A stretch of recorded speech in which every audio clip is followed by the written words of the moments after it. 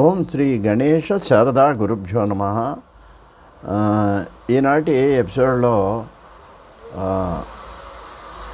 సంస్కారం సంప్రదాయం ఈ రెండింటికి తేడా గురించి మీకు మనవి చేస్తానండి. ఇది యూనిట్ యువతరం అంతా తెలుసుకోవాల్సిన విషయం అండి. ఇది ఏంటంటే సంస్కారం అంటే ఏంటంటే మనం మానవుడిగా జన్మించిన తర్వాతనండి షోడశ సంస్కారాలని 15 ఉన్నాయండి. తప్పకుండా అందరూ కొన్ని వాడు చేసుకోవాలి, కొన్ని పెద్దవాళ్ళు చేయాలి, తల్లిదండ్రులు చేయాల్సినవి ఇట్లా రకరకాల మొత్తం మీద ఆ వ్యక్తికి ఆ మనిషికి జరగాలండి.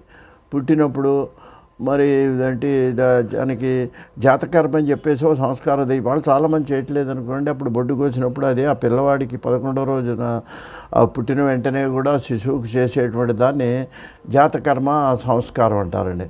ఆ తర్వాత ఆఖరి చెప్తానండి, ఇప్పుడు ఉపనయనం సంస్కారం వివాహం సంస్కారం అండి.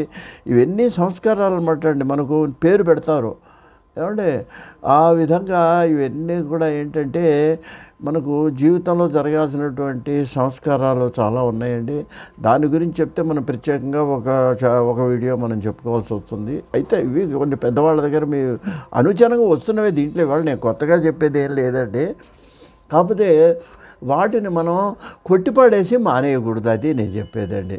ఏదో రిజిస్టర్ మ్యారేజ్ చేసుకుంటా అంటే ఏదో నీ వ్యవహారం ఇచ్చా చేస్తే చేసుకో, ఏదో అమెరికా వెళ్ళడానికి రిజిస్టర్ మ్యారేజ్ ఉంటే కనుక, కానీ సంస్కారం మంత్రపోతంగా నువ్వు చేసుకోవాలి. అక్కడ అది మానకూడదు.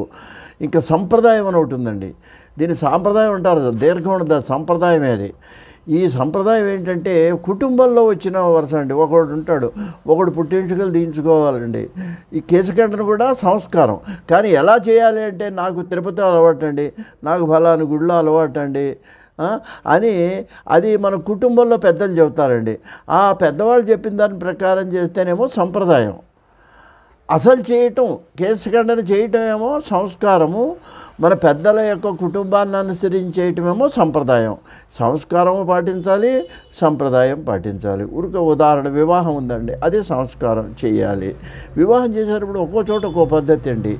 ఓ చోట ఇది కాడి తెచ్చి పెడతారండి. గుంటూరు జిల్లాలో అక్కడ ఏంటంటే ఈ మంగళసూత్రం కట్టేటప్పుడు ఆ కాడి మీద నుంచి నీళ్లు పడుతుంటే మంగళసూత్రం కడతారు. అలాగే గుంటూరు జిల్లాలో వీళ్ళు ఇదంటే ఆ పెళ్లి కూతురికి వల్లెవాటని తుండుగుడ్డి ఇటు రెండు వైపులా వేస్తారండి. అది మరి గోదావరి జిల్లాల్లో లేదు. ఏమిటి అంటే ఇది సంప్రదాయం. ఆ జిల్లాల్లో ఆ కుటుంబాల్లో ఉన్నదాన్ని మనం కాదంటానికి వీల్లేదు. అది అందుకని అది సంప్రదాయము. అసలు వివాహం అనేది సంస్కారం. రెండూ చేయాలని మీకు మనవి చేస్తూ స్వస్తి.